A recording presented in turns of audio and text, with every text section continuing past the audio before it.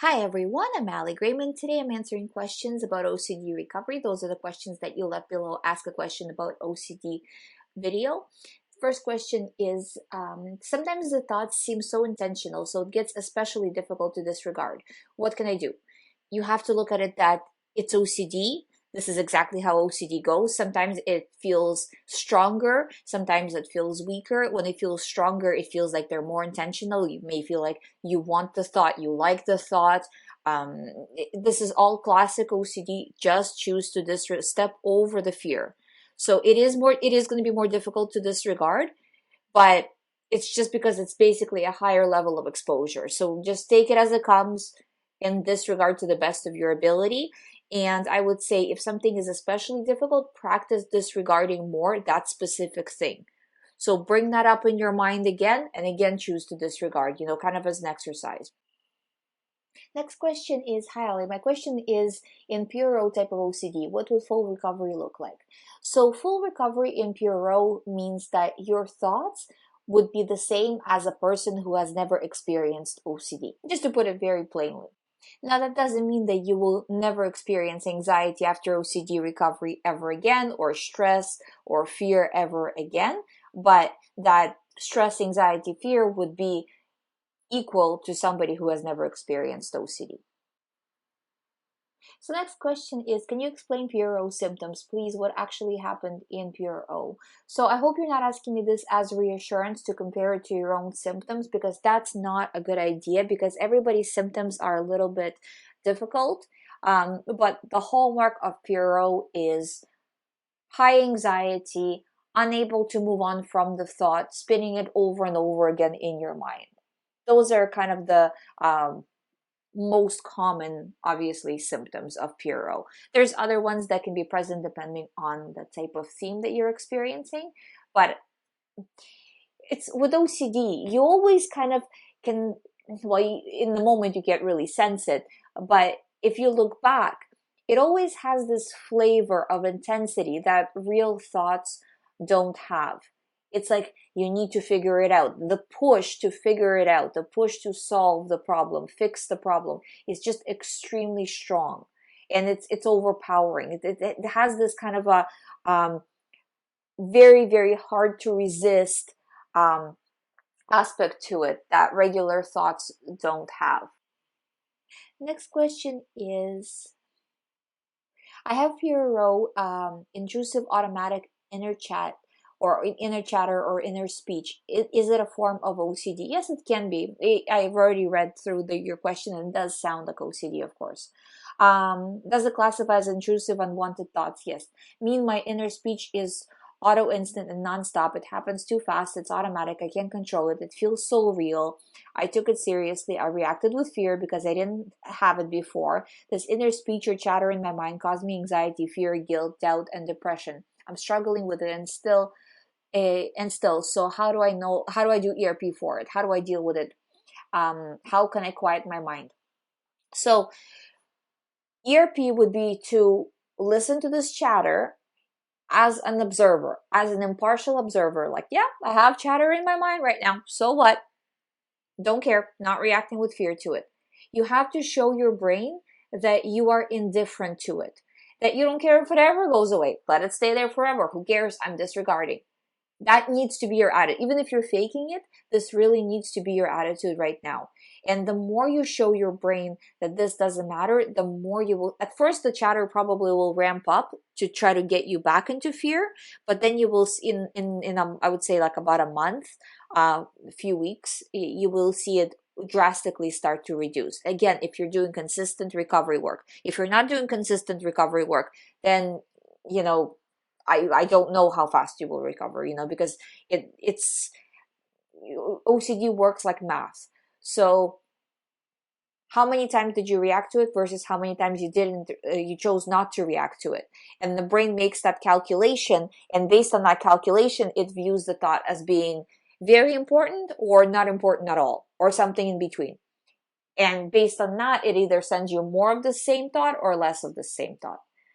So you have to be very vigilant with it, and no matter what, refusing to pay attention to it. Like, you hear it, but you're not taking it seriously. And when you choose to disregard, when you choose not to react, the thoughts will still be there. This is very important. The thoughts will not go away the second you say, I'm disregarding. They'll still be there, and you have to stay strong in your resolve to disregard. And as you keep doing it, you will see after a while, again, not that same day, but after a while, the thoughts start to lessen, the anxiety reduces, and the thoughts start to kind of fade away. It's just a step-by-step process, but you have to be vigilant and do this every day, no matter what, to the best of your ability. Next question is, can a theme you haven't had for a long time can come back? Absolutely. I should probably do a separate video on it. That's a really good question. Yes, it can, because if you're disregarding your right now theme, the lowest hanging fruit, so to speak, would be to go for an older theme. It wouldn't be to find something new, because something new, who knows if you care about it, who knows if you'll react with fear. But the old theme, the brain knows you reacted to it in the past, so that's what it's going to try to get you with, to get you into fear, because its job is to get you back into fear. So it's going to bring up, so usually it brings up something from the past if the person is not reacting to the present, and if the person is not reacting to the past, then it generally tends to stop. But that's kind of like the go-to move of the OCD. So I see this a lot. Not all the time, not in every single case, but in most cases. Next question is, does social media like Facebook, for instance, make OCD worse?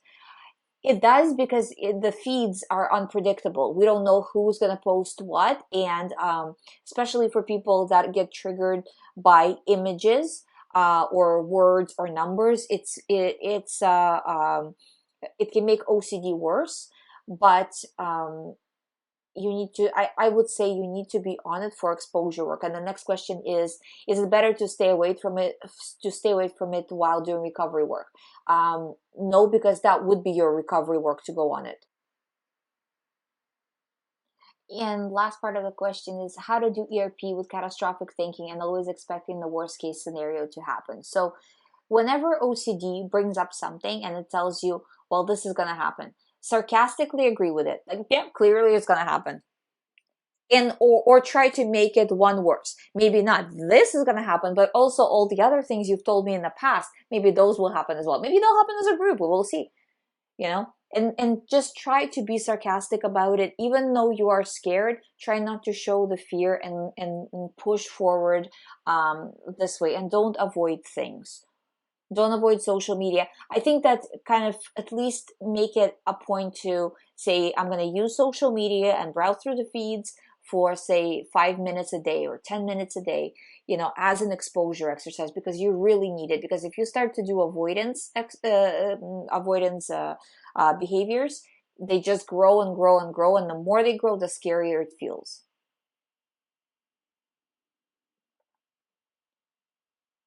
Next question is, can you talk about intrusive feelings? Is this common thing in ERP for cheating OCD?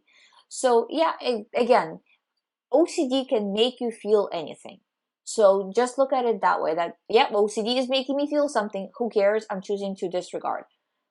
Don't try to analyze your feelings. Don't try to figure it out. Well, why did I feel this way? Well, how would another person feel? Am I feeling different than another? And don't go down these pathways. Just say, no, don't care. Yeah, clearly I feel this. Again, sarcastically, and disregard, move on. No, I'm going to refocus on this instead. And when you refocus, the thoughts will still spin in your mind, but as you keep going, they'll spin less and less. It's just that process of choosing to disregard, to push as much as possible. Next question is, hi Ali, do you have any advice for making peace with the thoughts being there alongside the anxiety and still not giving into the compulsion? This is the last thing I struggle most in my recovery. Since my theme is cleaning related, I'm always worried I'll never get rid of the guilt for not doing something right, doubting whether it's OCD or not. So, but you're allowing yourself to worry. So, yep, clearly never going to get rid of it. I'm going to be guilty forever. I can imagine myself 90 years old on my deathbed saying, I should have done this, right? And just imagine yourself doing it over and over and over again until it becomes like, yeah, okay, that's OCD. don't allow yourself to seriously sit down and think about it. Seriously sit down and don't allow yourself to take it seriously and really get into the thought or into the feelings of guilt or whatever. Very kind of just seeing bird's eye view, right? Like scope, right? No, yeah, it's clearly going to be, on my deathbed worrying about this. Yep, sure, disregarding. And just move on that way. Next question is how to do ERP on haters. When I see people jealous of me, I get so triggered anytime I notice it and I want to react to them, but I don't know how. With this is more, I think we all kind of have this in a sense. And like people who never even experienced OCD. But if this is your OCD theme, you just have it more than an average person. So you just have to look at it as whatever. Some people will like you, some people will dislike you. Choose not to dig into, well, why do they dislike me? Well, what can I do? Don't do that. They just don't like you. That's it, and expose to yourself to that thought that, yep, they don't like me. Okay, they don't like me. They don't like me. Over and over again, right? Saying the same thing to yourself until you just get used to it. Like, yeah, okay, they don't like me, and what? And then what? And so what? And that would be your exposures. All the time, just keep saying that. And so you say it, that's exposure, and refuse reaction. So refuse just caring about it. That now I'm choosing not to care. They don't like me, I choose not to care. And after a while, your brain will tune into that programming and will stop reacting with the old programming. Okay, next question is OCD versus intuition. That's the full question. I would say, if you're thinking, is it OCD or is it intuition? It is always, always, always OCD. Choose to move on.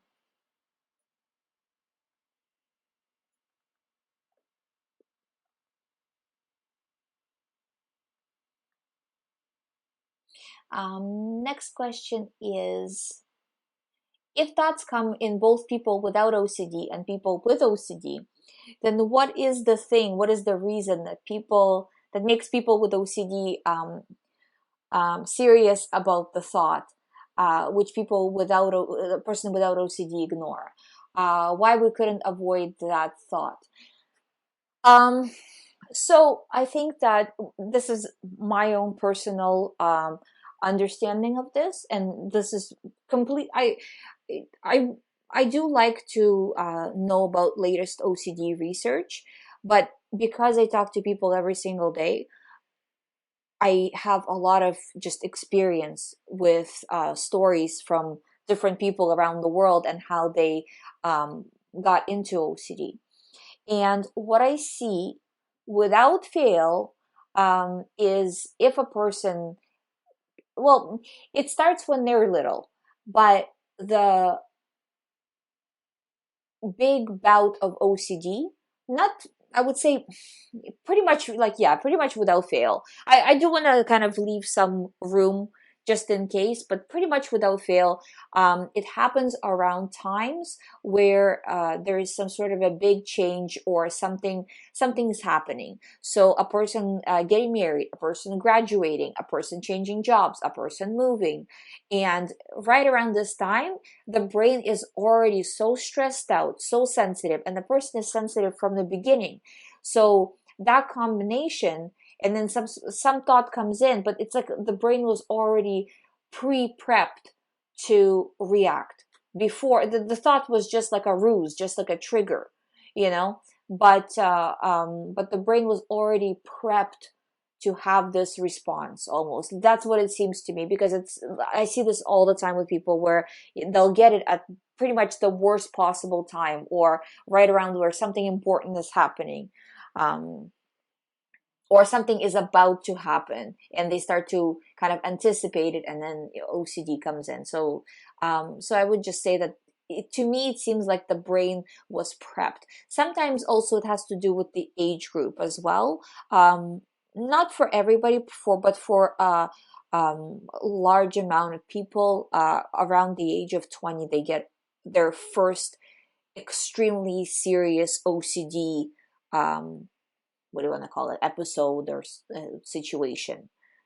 So they might have had on and off when they were younger, but around this age group is where something hits them really badly. It could be older though. I do see it older as well.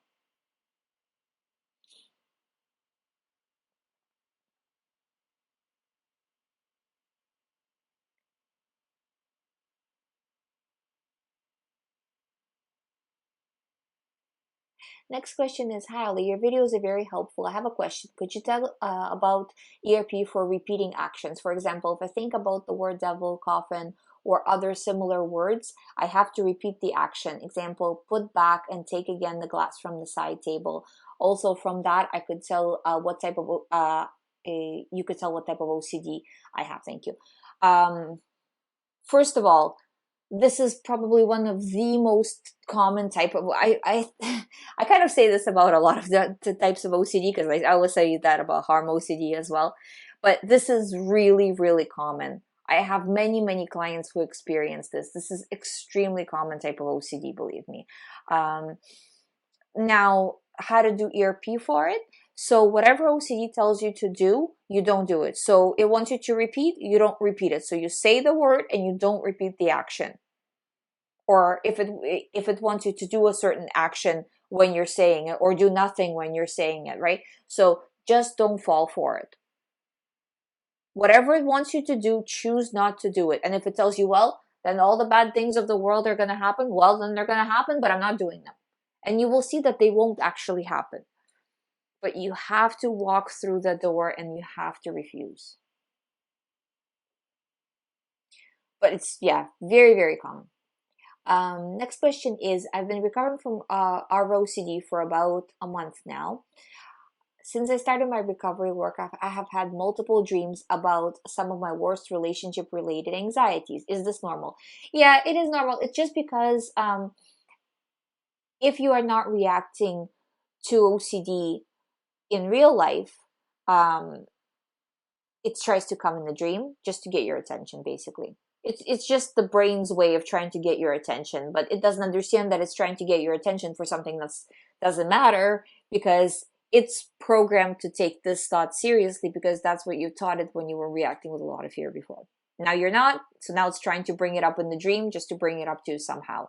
It's again extremely common. It doesn't happen in every single situation with OCD. I think it just depends on the person. Some people maybe remember their dreams better than others, or some people just dream more vividly than others. So I think it mostly probably depends on that, but I do see it quite a lot. The dreams make it very difficult for me to get a good start in the morning. I also want to say thank you so much. Your videos have been very helpful. Guys, thank you so much for the comments. I'm very humbled. I don't even know what to say. I'm here because I know what it's like. I do want to help, and that's why I'm doing it, So, because it's something that you can recover from if you just put in the work. And that's the thing is, OCD is completely curable. You can but I don't like to use the word cure, because it's not like magic. It's just hard work. If you put in the hard work, you will get results and you will recover. And it's just doing it. And it takes a little bit of time. It takes a few months. And a lot of times the person's like, well, I've been working on it for a week. Well, that's good, but you need a little longer than that. And just keep working it, and I promise you'll recover. I know the dreams make it very difficult, but you just have to look at it that another irrelevant dream, very nice, choosing to disregard, and just push through that way.